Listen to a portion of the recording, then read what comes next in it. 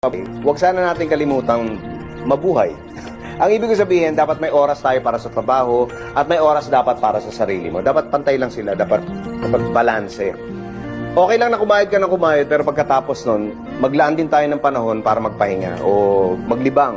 Kasama siyempre yung pamilya natin, pati mga kaibigan.